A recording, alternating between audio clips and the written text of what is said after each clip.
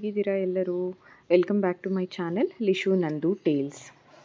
ನಾವು ರೀಸೆಂಟಾಗಿ ಶೃಂಗೇರಿಗೆ ಹೋಗಿ ಬಂದ್ವಿ. ಲಾಸ್ಟ್ ಫ್ರೈಡೇ ಹೋಗಿದ್ವಿ. It was a complete sudden plan on Thursday evening. ನಮ್ಮ ಲಿಶುಗೆ ಈಗ 3 ಇಯರ್ಸಲ್ಲಿದೆ. ಈಗ ಅಕ್ಷರಾಭ್ಯಾಸ ಮಾಡಿಸ್ಬೇಕು ಅಂತ ಅಂದ್ಕೊಂಡಿದ್ವಿ 3 ಇಯರ್ಸಲ್ಲಿ ನಡಿಬೇಕಾದ್ರೆ. ಬಟ್ ಇಂಥ ದಿವಸನೇ ಹೋಗಬೇಕು ಅಂತ ಪ್ಲ್ಯಾನ್ ಮಾಡಿರಲಿಲ್ಲ. ಬಟ್ ಥರ್ಸ್ಡೇ ಈವ್ನಿಂಗ್ ಸಡನ್ನಾಗಿ ಅಂದ್ಕೊಂಡ್ವಿ. ಆಲ್ಮೋಸ್ಟ್ 300 ಕಿಲೋಮೀಟರ್ಸ್ ಆಗುತ್ತೆ ನಮಗೆ ಇಲ್ಲಿಂದ.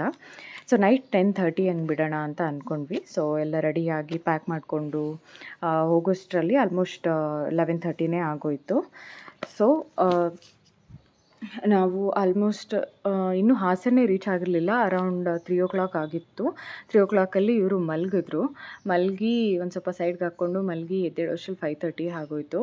ಬಟ್ ನಾವು ಅಲ್ಲಿ ಟೆಂಪಲ್ಗೆ ಬೇಗ ರೀಚ್ ಆಗಬೇಕಿತ್ತು. ಬಿಕಾಸ್ 1 ಆರ್ 1:30ಗೆ ಅಲ್ಲಿ ಅಕ್ಷರಾಭ್ಯಾಸನ ಕ್ಲೋಸ್ ಮಾಡ್ತಾರೆ. ಸೊ 5:30ಇಂದ ನಾನ್ ಸ್ಟಾಪಾಗಿ ಅವರು ಅಲ್ಲಿ ಬೇಗ ರೀಚ್ ಆಗೋಣ ಅಂತ ಓಡ್ಸೋಕ್ಕೆ ಶುರು ಮಾಡಿದ್ರು. Forest guard section.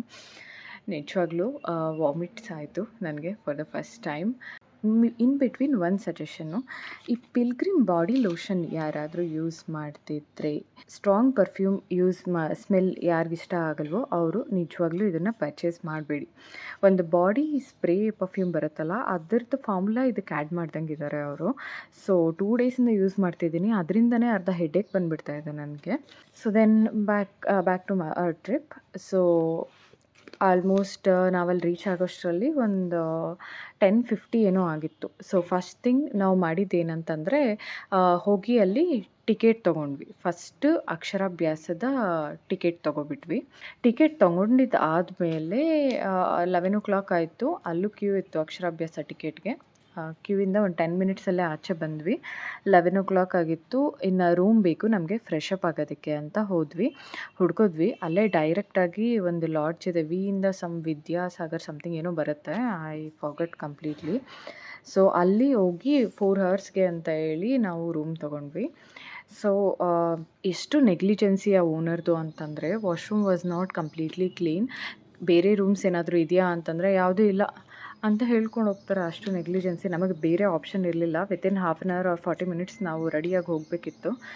ಕೂತ್ಕೊಂಡು ರೆಸ್ಟ್ ಮಾಡೋಷ್ಟೆಲ್ಲ ಟೈಮೇ ಇರಲಿಲ್ಲ. ಸೀರಿಯಸ್ಲಿ ನಾಮಕಾವಸ್ಥೆ ಸ್ನಾನ ಅಂತೀವಲ್ಲ, ಆ ಥರ ನೀಟಾಗಿ ಸ್ನಾನ ಮಾಡಿಕೊಂಡು ರೆಡಿಯಾಗಿ ಆಲ್ಮೋಸ್ಟ್ 12 ನಾವಲ್ಲಿ ಹೋಗಿ ಟೆಂಪಲ್ ಹತ್ರ ಇದ್ವಿ.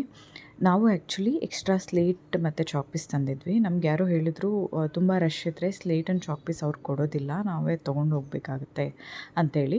ಅದರಿಂದಾಗಿ ನಾವು ಇಲ್ಲಿಂದನೇ ಒಂದು ತೊಗೊಂಡು ಹೋಗಿದ್ವಿ. ಸೊ ಅದನ್ನು ತೊಗೊಂಡು ರೆಡಿಯಾಗಿ ಹೋದ್ವಿ. ಮೇಕಪ್ ಎಲ್ಲ ಹಾಕೋಷ್ಟೆಲ್ಲ ಟೈಮೇ ಇರಲಿಲ್ಲ. ಅಕ್ಷರಾಭ್ಯಾಸದ ಹಾಲಲ್ಲಿ ಆಗ್ತಾನೆ ನ್ಯೂ ಬ್ಯಾಚ್ನ ಕೂರಿಸ್ತಿದ್ರು. ನಾವು ಹೋದ್ವಿ, ಕೂತ್ಕೊಂಡ್ವಿ. ನಮಗೂ ಒಂದು ಪ್ಲೇಟಲ್ಲಿ ಅಕ್ಕಿ, ಅರಿಶಿಣದ ಕೊಂಬು, ಸ್ಲೇಟು, ಚಾಕ್ ಪೀಸು ಇದನ್ನೆಲ್ಲ ಅವರೇ ಕೊಟ್ಟರು.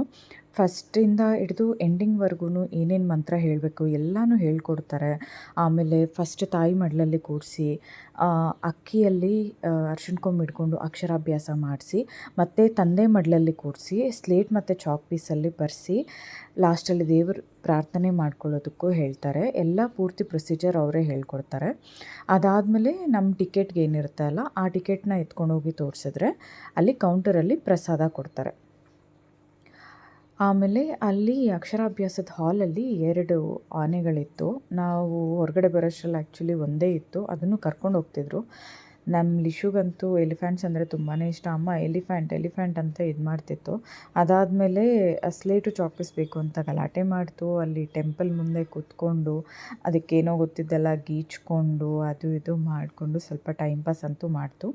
ಇದೆಲ್ಲ ಆದಮೇಲೆ ಟೆಂಪಲ್ ದರ್ಶನ ಎಲ್ಲ ಮಾಡಿಕೊಂಡು ಒಳಗಡೆ ಟೆಂಪಲ್ಗೆ ಹೋಗಿ, ಆಮೇಲೆ ಇಲ್ಲಿ ಶಂಕರಾಚಾರ್ಯರ ಮಠಕ್ಕೆ ಬಂದು ಅಲ್ಲಿ ಕೂಡ ದರ್ಶನ ಮಾಡಿಕೊಂಡು ಅಲ್ಲೇ ಅನ್ನಪ್ರಸಾದ ಇತ್ತಲ್ವ, ಸೊ ನಾವು ಅಲ್ಲೇ ಹೋದ್ವಿ. ಲಂಚ್ ಟೈಮು ಕರೆಕ್ಟಾಗಿ ಅಲ್ಲಿ ಹೋಗಿದ್ದರಿಂದ ಅನ್ನಪ್ರಸಾದ ನಮಗೆ ಸಿಕ್ತು.